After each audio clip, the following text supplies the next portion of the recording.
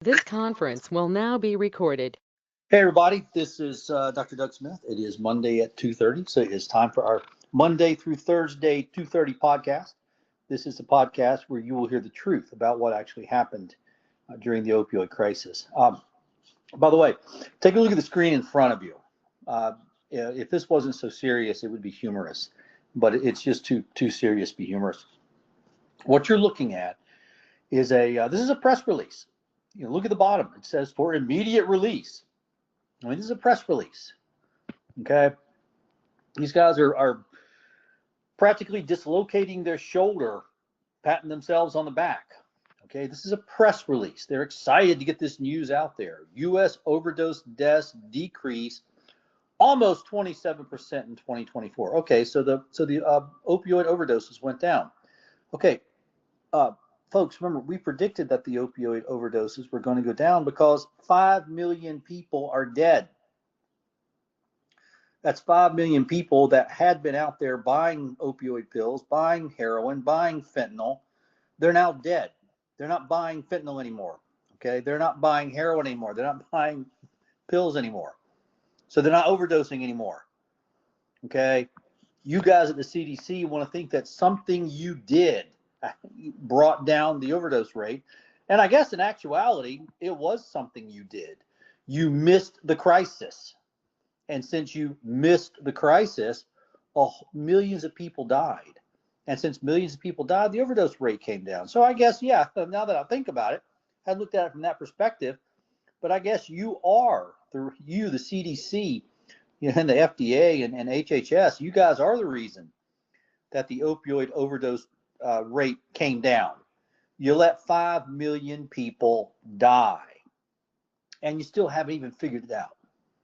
That's the amazing thing. Okay, we actually put the information in front of you. I've had direct dialogue with the CDC. I've had direct dialogue with the FDA. I'm in direct dialogue now with the FDA. Okay, we put the information right in front of you. And by the way, one of the things that I learned just in the past couple of hours, I'm pretty excited about it. Okay, if you're a regular listener, we've submitted 2 FDA citizens petitions. Okay, Alex, I know you're listening, and you actually submitted them. I couldn't figure out how to do it electronically, so thank you for that.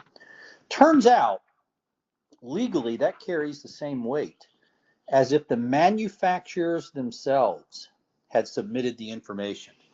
I found that very interesting. I found that on a legal opinion this morning. I'm going through a lot of legal opinions and briefs as I'm writing the book, because I want to be accurate. I want it to be a good book, and I don't want to put out something that's just going to be inaccurate and they're going to rip us apart. No, that's not happening. So I'm putting a lot of homework into the book. And remember, the book is how we hope that we're going to be able to accomplish the process of getting the first lawsuits, mass tort lawsuits filed. And because I don't think we're going to get I don't think we're going to get any recognition or credibility until we get these lawsuits filed. And the lawsuits must have the DNA information in them. So, there's cost to running DNA tests. They're expensive, and hopefully we can sell enough books to offset the cost of filing the lawsuits. In fact, what I'm trying to figure out doing, and Alex, I hope you're listening, is people that want to be in the first wave of lawsuits, people that want to be the lamplighters, people that want to be the pathfinders, people that want to serve as a guidance for others, or people that just flat out want revenge against these companies for what they did. The way I want to make that possible for people, I don't want them to pay out of pocket. Sell 100 books. Have a little book party, in your town. Either maybe have an event at a library or a church, or some civic building, Moose Club, whatever. Have a little event, advertise it, and I'm actually putting together a little movie. You can show the movie, so that the burden of the information doesn't fall on you. Basically, invite people in and sell books. You sell 100 books, and you'll be one of the first people in the first wave of lawsuits. If there's another way to get this done, let me know. but that's the best way I could figure out of how to get these first lawsuits filed. And I am excited to get these first lawsuits filed. So I'm putting a lot of effort into the book. And as I'm going through the book, I'm looking at the CDC, I'm looking at the FDA, I'm looking at HHS, I'm looking at their failures, their blatant failures on an unimaginable scale. And then I come across stuff like what you see on the screen in front of you. U.S. overdose deaths decreased almost 27%. Okay, and obviously they're putting this out there as if this was a great and wonderful thing. Look what we've done. Aren't we great? Aren't we wonderful? We brought down U.S. overdose death rates. Yeah, you did it by letting 5 million people die, and you don't even get it. Okay, you don't even realize how incompetent you appear.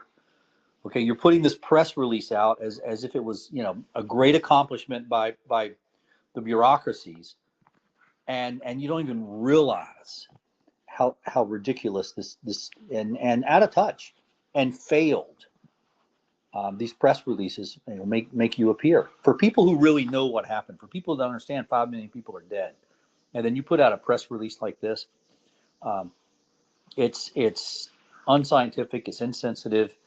It's everything that of what I'm beginning to call the imperialistic bureaucracy, the imperialistic bureaucracy, the imperialism of the bureaucracy.